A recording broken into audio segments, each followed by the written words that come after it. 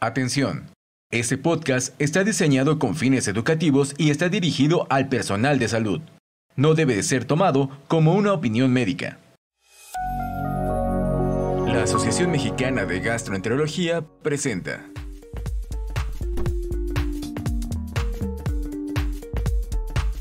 Gastroperlas AMG, conducido por el doctor Luis Valdovinos. Muy buen día a todos, bienvenidos a esta nueva entrega de Gastroperlas AMG.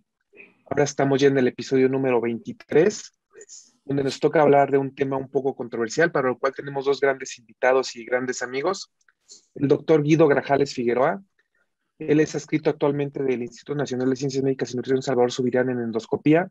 Él realizó su residencia de medicina interna, gastro y endoscopía en el mismo instituto, además de hacer posgrados en endoscopía tanto en Kobe como Shanghái. Y a otro gran amigo, el doctor Ricardo Flores Rendón.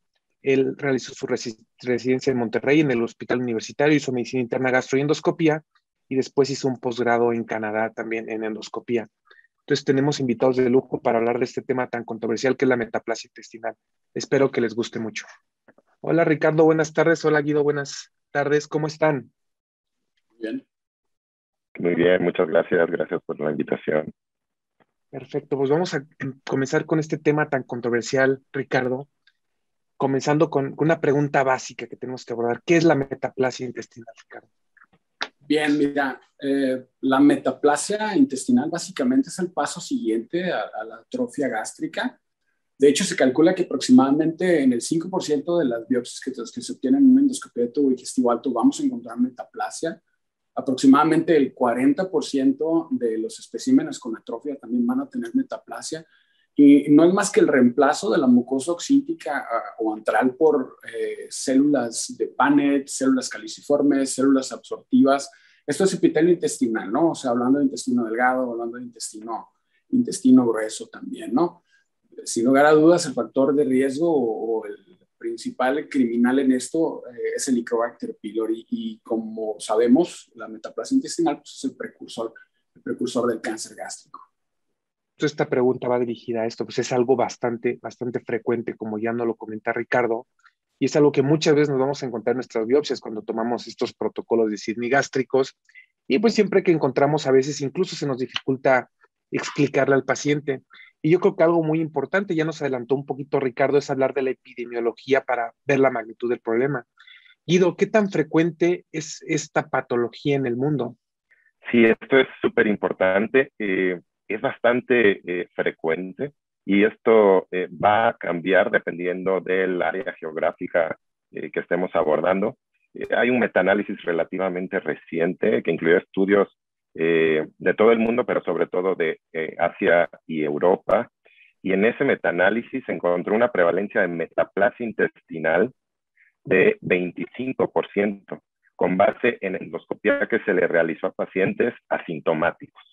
O sea, bastante prevalente. Si se realizó endoscopía a pacientes con dispepsia, aumentaba un poquito más la prevalencia de metaplasia, 25.5%. Sabemos que esta prevalencia puede ser mayor en países que tienen alta incidencia de cáncer gástrico y en países con baja incidencia de esta neoplasia, un poquito menor, 21%, los de alta incidencia, 28%. Y de ahí va a depender del área geográfica. Por ejemplo, en Estados Unidos tienen una baja prevalencia, alrededor del 5%. En Europa del Norte, también prevalencia baja, 4% aprox. Europa Occidental 16%, y ya de ahí Europa Oriental ya va subiendo, aproximadamente 20%. Asia Oriental, Japón, sabemos que tienen alta prevalencia de Helicobacter, 21%, y de nuestro continente, en Sudamérica, los que tienen una mayor prevalencia, está más o menos en el 23%. Entonces, sí, es algo frecuente. Pues justo Guido, con esto nos acaba de aclarar, prácticamente 1 de cada 4 endoscopías que hagamos y que tomemos biopsias gástricas nos vamos a encontrar con este problema. Entonces, algo que debemos manejar los gastroenterólogos y endoscopistas a la perfección, porque tenemos que hablar mucho con los pacientes de estos. Y bueno, hablando, Ricardo, un poco más ya de nuestro país, ¿existen estudios respecto a la epidemiología de esta patología en México? La verdad es que estamos muy limitados. Déjame te platico primero que, por ejemplo, la prevalencia de la metaplasia intestinal en hispanos a nivel mundial anda por ahí del 13 al 16%.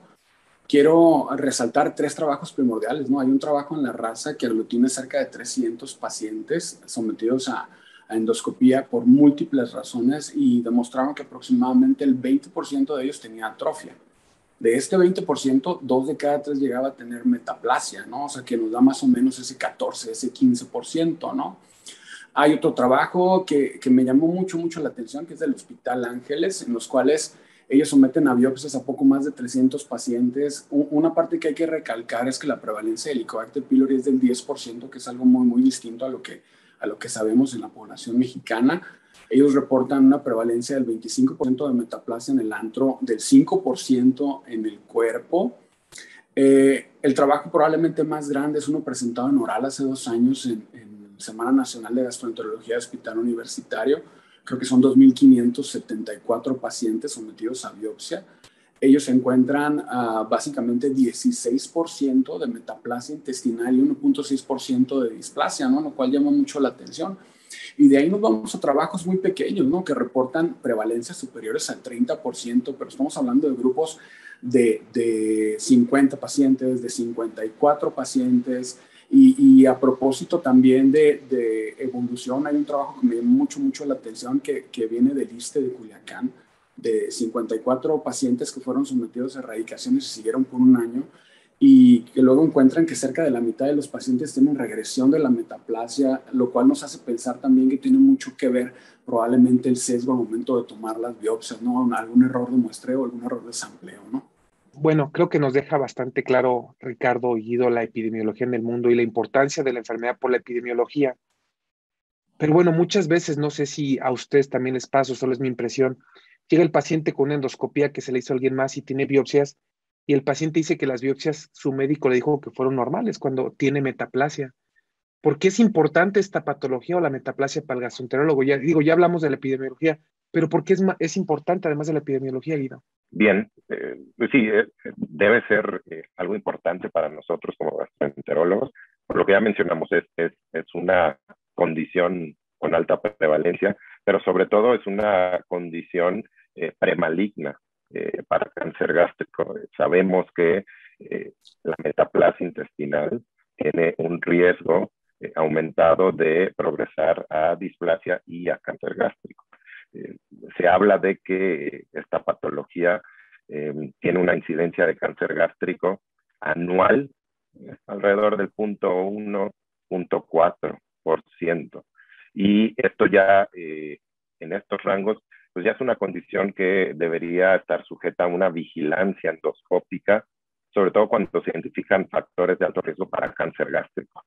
Entonces, a mí me parece que esas dos son las principales razones por las cuales debemos estar bien al tanto los gastroenterólogos de la metaplasia. Es algo frecuente y es algo con riesgo para adenocarcinoma gástrico de tipo intestinal. Justo, Guido, parece que nos acabas de dar dos perlas de la metaplasia intestinal, lo que yo les podría llamar algunas de las perlas, y por qué es muy importante, porque me parece que incluso a veces, les comento, no se le da la suficiente importancia a estas lesiones cuando se encuentran. Y bueno, Ricardo, nos adelantaste al principio un poquito del Helicobacter pylori como factor etiológico principal para la metaplasia. ¿Existen algunos otros factores que debemos de tomar en cuenta al ver esta patología, o en algún paciente que presenta algún factor extra deberíamos de buscarla de manera intensiva? Sí, mira, definitivamente el Helicobacter pylori es uno. El tener atrofia, sin lugar a dudas, es otro, ¿no?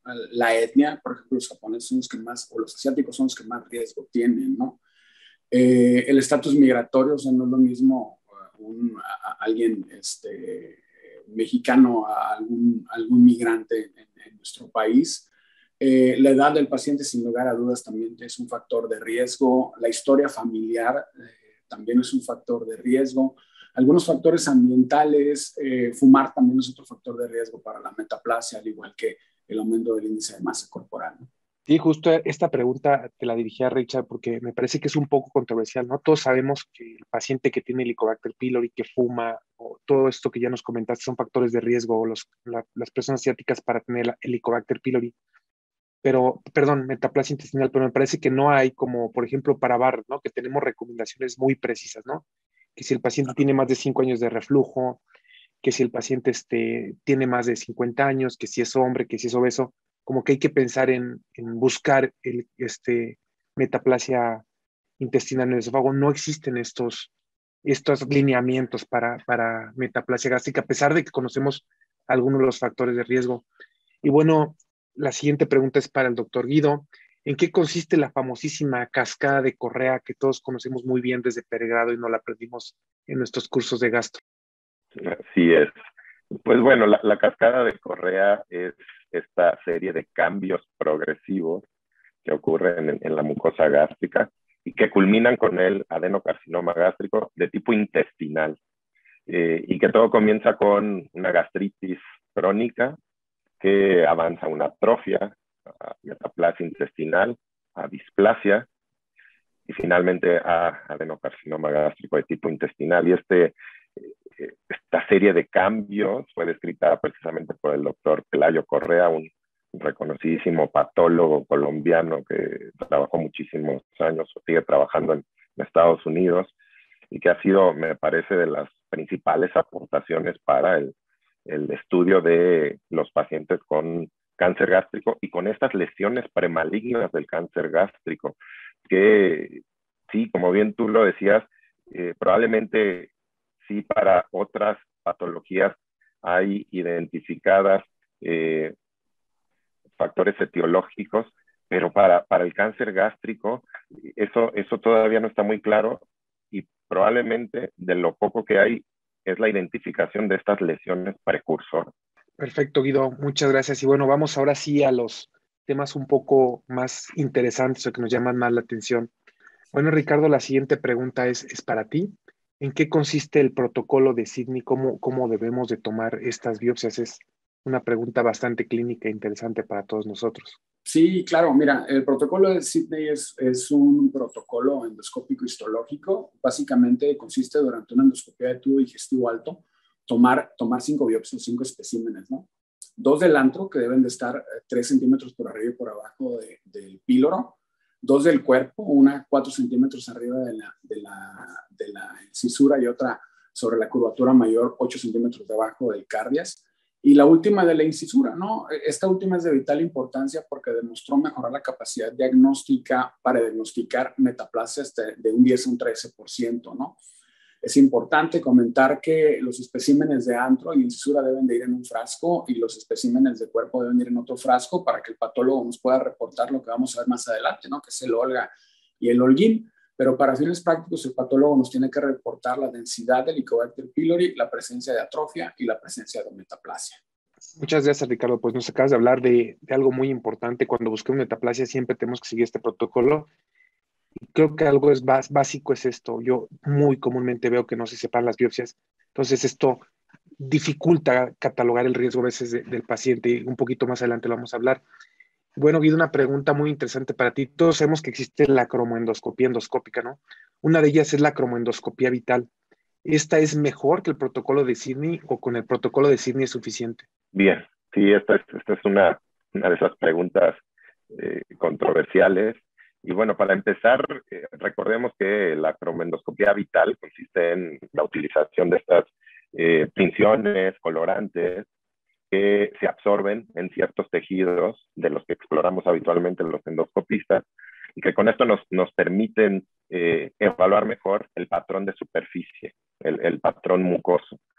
Típicamente estos colorantes, esta cromoendoscopía absortiva, pues se utiliza en esófago, el ejemplo clásico es el Lugol, y en estómago, sobre todo para la búsqueda de metaplasia intestinal, lo que se ha utilizado más ha sido azul de metileno, el ácido acético, y yéndonos un poco más atrás, Luis, me gustaría recordar que cuando se empezó a detectar metaplasia intestinal, pues bueno, existía la luz blanca convencional con rendimientos diagnósticos muy, muy bajos. Y ahí vino la luz blanca de alta definición, en donde ya se tenía con este recurso una exactitud diagnóstica bastante aceptable, 83%, con una muy buena especificidad, alrededor del 90%, pero con una muy baja sensibilidad, alrededor del 50%. Y es aquí donde, en la búsqueda de mejorar este diagnóstico, pues surgió la cromoendoscopía vital. Entonces, utilizando azul de metileno, utilizando ácido acético, la sensibilidad y la especificidad mejoraron con exactitudes diagnósticas, más o menos 84, 89%, sensibilidades alrededor del 80%, especificidades alrededor del 90, 95%, bastante buenas. La cromoendoscopía convencional, pues todos sabemos, sí requiere de tiempo, requiere de limpiar muy bien el estómago, porque si la aplicamos en un estómago con moco, con saliva, no va a funcionar, no vamos a ver gran cosa. Entonces se volvió algo que no todo el mundo hacía, ¿no?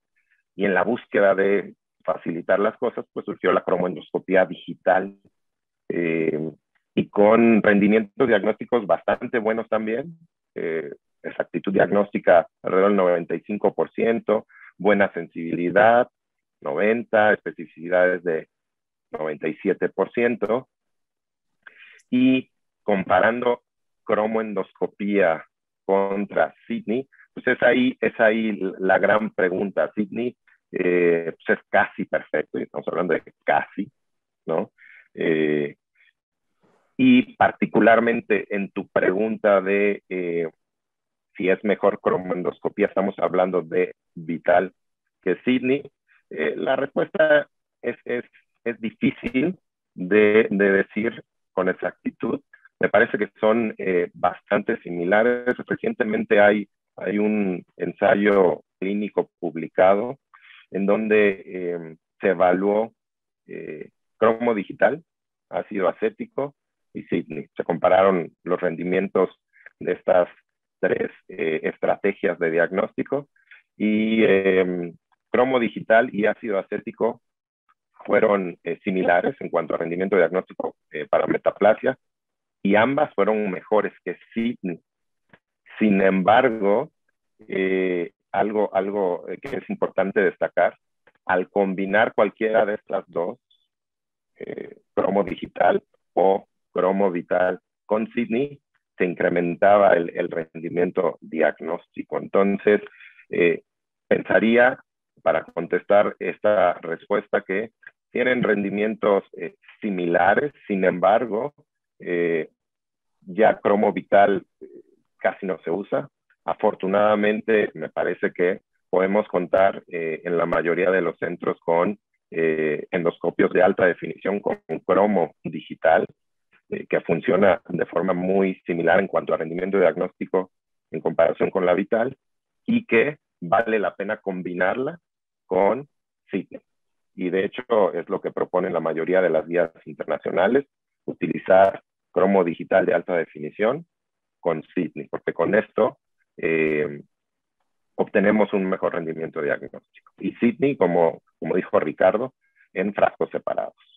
Creo que es una respuesta bastante buena. Creo que hay que utilizar las dos herramientas que tenemos a la mano, pues poder combinar estas dos técnicas. Y bueno, Ricardo, yo lo vino aquí en México, en Estados Unidos, cuando un paciente entraba a una endoscopía para metaplasia intestinal, se tomaban las biopsias diferentes a las biopsias que siempre tomamos.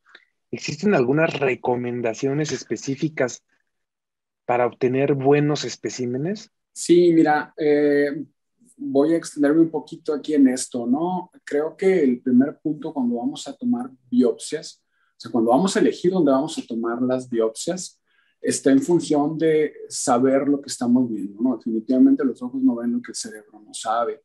Como dijo Guido, ¿no? La preparación es importantísima, ¿no? Usar surfactantes, usar antiespumantes, mejorar la visualización. El tiempo es la variable más importante que define la capacidad que tenemos para poder encontrar los sitios que tenemos que biopsiar, los sitios más adecuados, ¿no? Se ha visto que endoscopías que están por abajo de 7 minutos tienen una capacidad mucho menor de poder detectar metaplasia, inclusive atrofia, ¿no? Debemos de quitarnos un poco de la cabeza la idea de buscar nada más el aplanamiento de los pliegues y la presencia de los vasos mucosos para considerar atrofia. Eso ya se acabó. Sí, la concordancia para diagnosticar atrofia es de menos del 50%. Tenemos que conocer el patrón críptico del cuerpo, que es puntiforme, y el patrón críptico del antro, que es en forma de coils, en forma de resortes. Buscar las vénulas colectoras que nos hablan del estatus del Helicobacter, por ejemplo, ¿no? Utilizar endoscopios de alta definición, utilizar, por ejemplo, como la cromandoscopia inteligente, una de las más estudiadas es NBI, tratando de buscar la cresta azul, que es el sitio donde se plasma el espectro de la luz azul y que nos habla de que hay metaplasia, ¿no? Si hablamos de cómo tomar las biopsias en relación a haber utilizado los métodos de cromandoscopia vital o cromandoscopia inteligente, se recomienda que se utilicen biopsias con las copas superiores a 4 milímetros, porque biopsias con copas de menos de 4 milímetros nos dan especímenes muy pequeños y los patólogos con frecuencia subestiman la presencia de atrofia y subestiman la presencia de metaplasia, ¿no?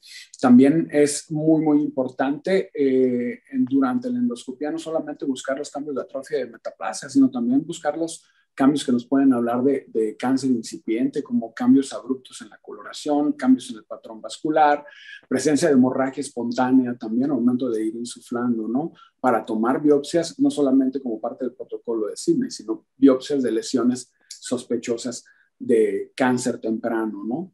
También es muy importante documentar todos y cada uno de los sitios, desde el antro, la parte inferior del cuerpo, la parte superior del cuerpo en sus 4 sentidos, en retroflexión ver incisura, en retroflexión ver el fornix, en retroflexión ver el cuerpo también, la incisura hacia el lado izquierdo, hacia el lado derecho, hacia el centro, ¿no? Muchas gracias, Ricardo. Yo creo que es muy importante, sobre todo el tamaño de las pinzas, que bien nos hablas en muchos artículos, hablan de que hay que usar las pinzas jumbo cuando tomemos biopsias para buscar metaplasia. Y bueno, Guido, ahora un punto muy importante, el patólogo siempre nos dice, ¿es metaplasia completa o incompleta? ¿Cuál es la diferencia entre estas dos y por qué debemos de tomarlo en cuenta? Bien, sí, esta es una información muy importante que nos la da el patólogo. Y pues la metaplasia intestinal completa es en la cual las glándulas tienen el aspecto de glándulas de intestino delgado, con presencia de enterocitos eosinofílicos. Se identifica incluso un borde en cepillo muy similar a las glándulas del intestino delgado, con células caliciformes, y ocasionalmente también se pueden ver células de Paneth en las bases de las glándulas. Esta es la metaplasia intestinal completa.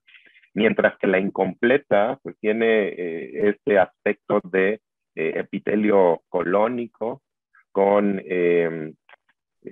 ahí gotas de mucina múltiples irregulares, de tamaño variable en el citoplasma, y no se identifica un borde en cepillo, ¿no?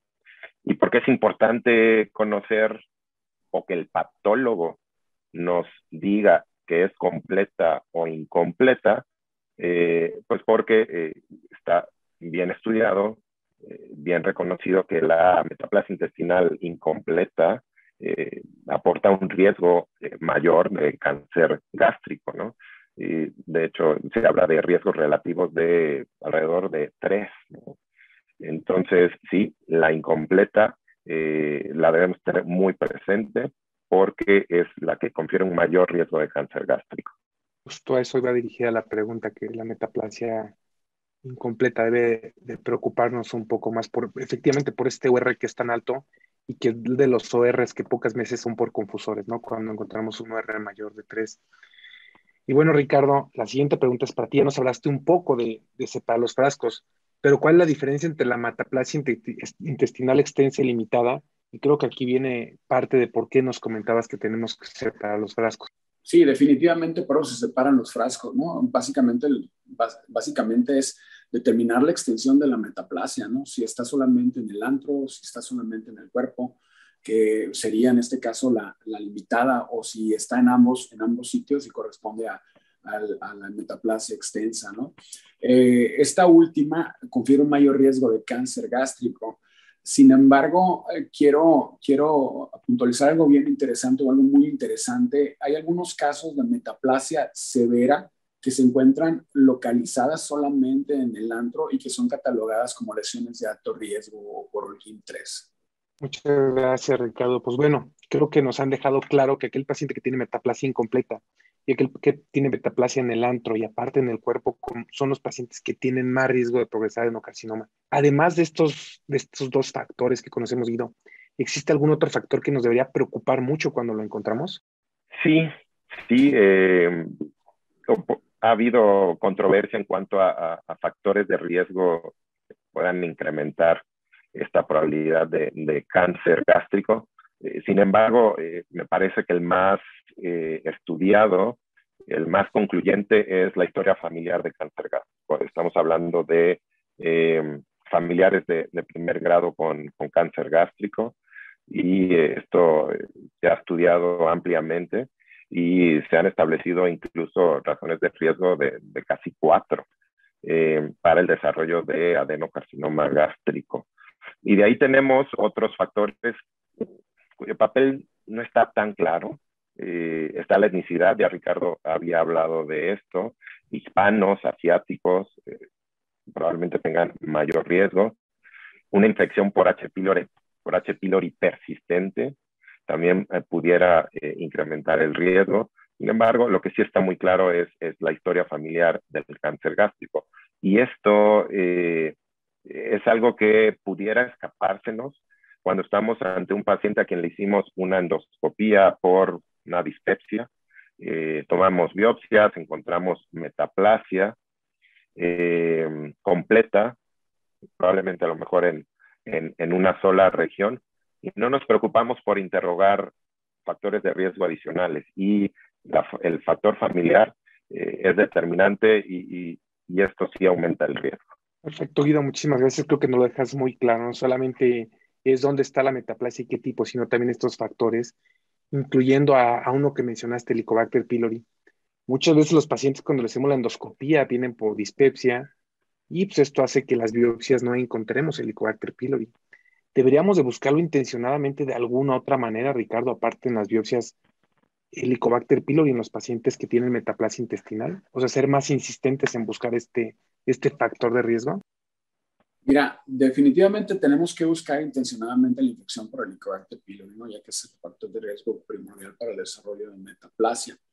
Helicobacter pylori activa la respuesta inmune, ¿no? Por medio de células B, células T, liberación de citoquinas y promueve la metilación del DNA, promueve la liberación de radicales libres.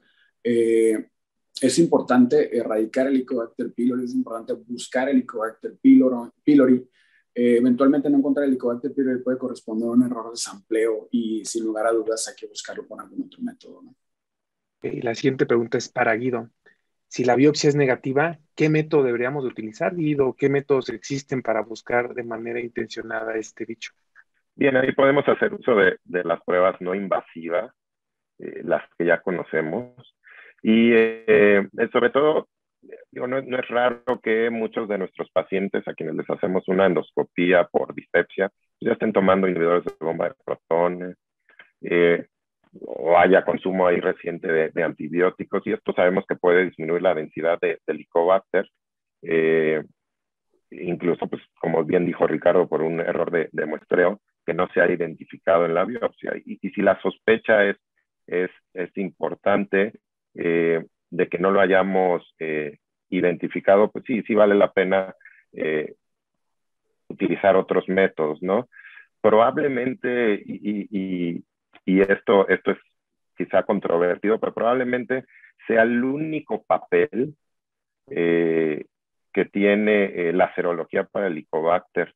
Se ha llegado a decir que en pacientes con metaplasia, en cuyas biopsias no se encuentra el Helicobacter, pudiera solicitarse serología para el Helicobacter. Sale positiva y estamos seguros de que el paciente no ha recibido tratamiento de erradicación para el Helicobacter, pues se tiene que considerar como una infección activa y tratarla.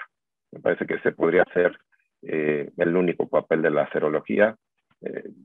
Esto me parece que puede ser difícil en nuestro país por muchos factores, pero el objetivo de la pregunta, entiendo, y de la respuesta es sí, ser insistentes en buscar el Helicobacter.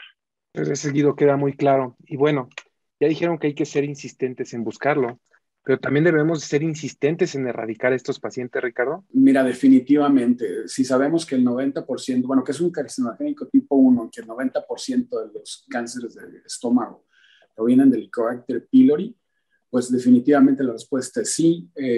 La mayor parte de los consensos es una recomendación fuerte en más del 90%, basados en una evidencia moderada para erradicar el Helicobacter pylori, ¿no? Un metaanálisis de Cochrane, creo que del 2020, firmado por Ford, dice que se reduce la incidencia de cáncer gástrico en un 50%, ¿no? Ahora, si nos vamos a poblaciones de alto riesgo, por ejemplo, en Japón, en las islas Matsui, un grupo de más de 2.500 pacientes que fueron tratados para el Helicobacter pylori y fueron seguidos durante 20 años, se demostró que se reduce la incidencia de cáncer y se reduce la incidencia de muerte por cáncer. Hay otro trabajo a propósito del doctor Pelayo Correa en Gastroenterology de población colombiana, donde se siguieron por 20 años 800 pacientes, de los cuales desafortunadamente solamente poco más de 300 completaron el seguimiento y que fueron sometidos a erradicación del Helicobacter pylori. También se demostró disminuir la incidencia de cáncer. Entonces, definitivamente la respuesta es sí, pero si nos vamos, por ejemplo, a poblaciones de muy alto riesgo, como aquellos pacientes que han tenido ya cáncer gástrico y que han sido sometidos a procedimientos endoscópicos, por ejemplo, de tratamiento como disección endoscópica, y que se les erradique el Helicobacter y que son seguidos hasta 10 años, hay un estudio, creo que es coreano, en el cual se demuestra que la presencia de cáncer metacrónico se reduce, sobre todo en los primeros 5 años. La parte interesante de este trabajo es que después de 5 años el riesgo es el mismo, entonces probablemente hay algunas otras variables que intervienen sobre el desarrollo de cáncer en este grupo de pacientes, como los niveles de pepsinógeno, como por ejemplo reinfección con el Helicobacter, uso de inhibidores de la bomba de protones, cáncer gástrico hereditario, por ejemplo, ¿no? Entonces, definitivamente, erradicar el Helicobacter es el objetivo. Creo que nos han dado otro par de perlas, ¿no? Hay que ser insistentes en buscar este bicho, insistentes en matarlo, no solamente tal vez una terapia, sino tener que ver que realmente lo erradicamos y nos va a dar una segunda o tercera línea, o incluso llegar al cultivo en algunas ocasiones para dar tratamiento dirigido. Y bueno, ya Guido, ahora vamos a las preguntas muy prácticas. Ya tenemos un paciente que nos dijeron que tiene metaplasia. ¿Qué grupo de paciente lo podemos clasificar como aquel paciente que tiene bajo riesgo de desarrollar cáncer gástrico? Bien, pues sería aquel paciente con metaplasia intestinal en una sola región del estómago, sea en antro o cuerpo, siempre y cuando esta metaplasia sea completa y que no haya familiares de primer grado con cáncer gástrico, que no haya otros factores de riesgo como infección persistente por H. pylori, que no haya gastritis autoinmune, por ejemplo, y que si hicimos un buen protocolo de Sydney y el patólogo nos reporta Olga U. Olgin, no sea una gastritis atrófica extensa, que esto se entiende como estadios 3 o 4 de estas clasificaciones, ¿no? En conclusión, pacientes con metaplasia completa en una sola región, que no tengan ningún otro factor de riesgo y que no tengan enfermedad atrófica extensa. Muchas gracias, Guido. Ahora la pregunta para ti, Ricardo, lo contrario. ¿Qué pacientes podemos clasificar como alto riesgo para desarrollar cáncer gástrico? Sí, de alto riesgo, los pacientes con metaplasia incompleta, los pacientes con metaplasia extensa, por ejemplo, aquellos pacientes con historia familiar de cáncer gástrico, pacientes Olgin 3 a 4. Sin embargo, también quiero recalcar que hay algunos Olgin 2, sobre todo en un trabajo coreano publicado hace creo que 1 año o 2 años, de más de 3.500 pacientes, el riesgo relativo es de 6. Los Olgin 2, sobre todo cuando fuman, cuando tienen más de 20 paquetes años, esto lo convierte en pacientes de alto riesgo. Pacientes con Helicobacter pylori persistentes, pacientes con niveles bajos de pepsinógeno tipo 1 también tabaquismo activo, obesidad y sobre todo ahora, ¿no? Que se busca de alguna manera tratar de optimizar quiénes son los pacientes que ameritan un seguimiento, ¿no? Algunos trabajos coreanos han demostrado que la parte genética o los estudios genéticos probablemente sean lo del futuro, ¿no? Como demostrar, por ejemplo, acortamiento del telómero, que es un factor de riesgo independiente para que el paciente desarrolle cáncer en el contexto de una metaplasia, ¿no? Muchas gracias. Y bueno, la siguiente pregunta, Guido. Aquel paciente que nos comentaste que se cataloga como bajo riesgo, ¿cómo le debemos dar seguimiento? ¿Qué le debemos decir al paciente? Es una muy buena pregunta, muy práctica. Y, o sea, definitivamente sabemos que aquel paciente que tiene metaplasia intestinal en una sola región, completa, sin ningún otro factor de riesgo, por el simple hecho de tener metaplasia intestinal ya tiene cierto riesgo, o un riesgo mayor que la población general, que la población que no tiene metaplasia intestinal. Sin embargo, es mucho menor que aquellos con alto riesgo y por lo tanto no ameritaría una vigilancia endoscópica. Entonces, lo que le debemos decir es que sí hay ciertos cambios en el estómago, que si había infección por Helicobacter pylori y la erradicamos, es muy probable que eso no avance, que hay que llevar un estilo de vida saludable, evitando otros factores de riesgo que pudieran empeorar la situación, tabaquismo, por ejemplo, y que es una condición que no ameritaría vigilancia.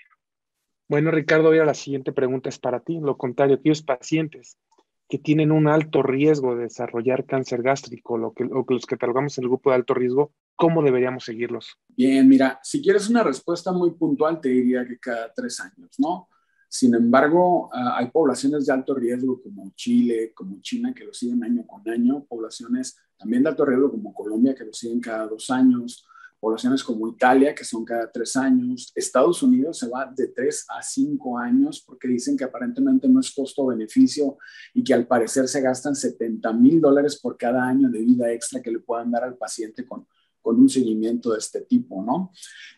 Básicamente lo que comentan los expertos es que si tú quieres tener un impacto sobre el número de procedimientos endoscópicos curativos, esto es disecciones endoscópicas, pues hagas endoscopías cada año. Si quieres tener un impacto sobre la sobrevida del paciente, hazlas cada 2 años. Si quieres algo costo-beneficio, hazlas cada 3 años. Sin embargo, lo más importante es individualizar.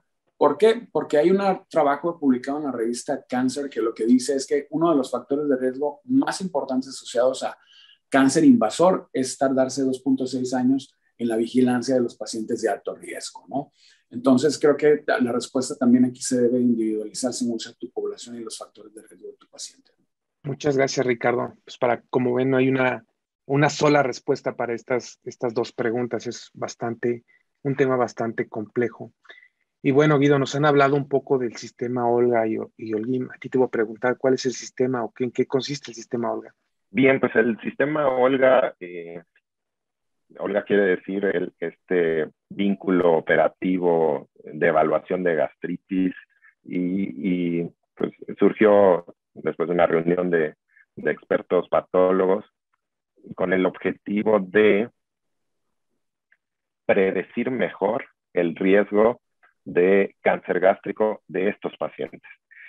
Porque pues ya existía Sydney y sí, era muy bueno para diagnosticar atrofia, para diagnosticar metaplasia, pero no nos decía mucho más en cuanto a qué pacientes en realidad tenían un riesgo aumentado de evolucionar a cáncer gástrico. Y con Olga, parcialmente se resolvió esta pregunta. Olga hace un estadiaje de la gastritis y esto lo hace con base en 5 estadios que van del 0 al 4 y el patólogo documenta la atrofia, el grado de atrofia que hay en antro y el grado de atrofia que hay en cuerpo y se hace un score y se estadia esta condición. Sin embargo, pues Olga tiene también sus desventajas. Y a mí me parece que una de las grandes desventajas, al menos en nuestro país, es que pues, nuestros patólogos no nos reportan Olga, ¿no? Es engorroso para ellos, me parece. Y la otra es que para atrofia, en muchos casos hay un acuerdo inter e intraobservador bastante bajo. Entonces, sí pudiera quedarse corta en cuanto a predicción de aquellos pacientes con mayor riesgo. Pero típicamente sabemos que aquellos con Olga 3-4 son los que tienen un mayor riesgo. Y es por eso, por estas desventajas, que surgió posteriormente Olgin. Justo ahora vamos a preguntarle a Ricardo, ¿qué es el sistema Olgin, Ricardo? Sí, el sistema Olgin es básicamente lo mismo que Olga, pero hablando de metaplasia intestinal, ¿no? Lo que hace es comparar el grado de metaplasia intestinal en el antro con el cuerpo, de tal manera que los casos de metaplasia severa, extensa, son catalogados como pacientes de alto riesgo, ¿no? O sea, Olgin 4, por ejemplo, ¿no? Aquellos que tienen metaplasia severa versus moderada en una o en otra zona de la topografía del estómago son considerados, por ejemplo, Olgin 3. Sin embargo, como lo comentaba en una de las primeras preguntas, hay un grupo de pacientes que son Olgin 3 y corresponden a metaplasia severa del antro y que por ende son pacientes de alto riesgo. Al comparar, por ejemplo, pacientes con Olgin 3 y 4 versus Olgin 1 y 2, definitivamente el riesgo de cáncer es mucho mayor en aquellos pacientes con metaplasia severa. Algunas de las desventajas, como dijo Guido, ¿no? Es que el patólogo no te lo reporta y que requiere de un patólogo experto. De las ventajas es que tienen menor variabilidad intra e interobservador que el Olga. Y algo muy importante, nunca el Olgin va a ser superior al Olga, ¿no? Porque hasta cierto punto es más fácil evaluar la metaplasia que evaluar la atrofia para algunos patólogos, ¿no? Algo también muy, muy importante en relación o de los bemoles que tiene el Olgin es que no toma en cuenta una variable independiente que es la metaplasia incompleta, ¿no? Que es un factor de riesgo independiente. Perfecto, Guido y Ricardo. Creo que nos han dejado muy claro con estas preguntas. Son muy prácticas qué es lo que debemos de hacer y qué debemos de conocer con la metaplasia intestinal. Pero me gustaría que, comenzando por Guido, nos dieran las perlas o qué es lo que ustedes creen que es más importante para los gastroenterólogos de la AMG que deben de saber sobre esta patología. Guido. Bien, dos cuestiones que yo recomendaría es, uno, cada vez que hagamos nuestras endoscopías superiores, pensar que la metaplasia intestinal es algo frecuente, pensar en ella y utilizar cromoendoscopía digital y Sydney para poder diagnosticarla. Esa sería mi primera recomendación. Si no contamos con cromo digital, pues pueden utilizar cromo vital y Sydney para diagnosticarla. Y la segunda, no quedarnos con la información nada más del patólogo en cuanto a metaplasia, sino también pues, ir con el paciente e interrogar otros factores de riesgo, sobre todo familiares, lo cual puede aumentar considerablemente el riesgo de desarrollar cáncer gástrico. Yo me quedaría con esas dos. ¿Ricardo?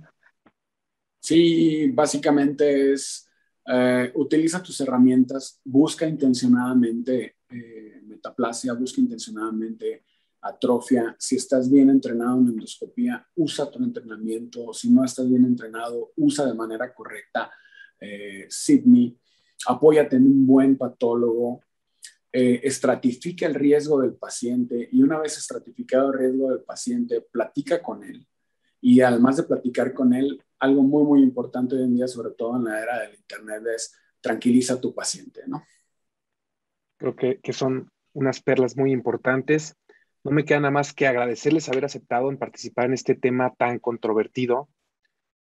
Muchas gracias por sus respuestas y invito a nuestro auditorio a que recuerden, esta semana se llevó a cabo la reunión GastroNorte y bueno, ya nuestra siguiente reunión que tenemos en boga es la Semana Nacional de Gastroenterología, que va a ser del 12 de noviembre al 16 de noviembre en Guadalajara, Jalisco. Los invitamos a inscribirse y allí verán muchas pláticas y temas como estos. Muchas gracias y buen día a todos. Esto fue Gastroperlas AMG, los esperamos en la próxima emisión. La Asociación Mexicana de Gastroenterología presentó. Atención, este podcast está diseñado con fines educativos y está dirigido al personal de salud. No debe de ser tomado como una opinión médica.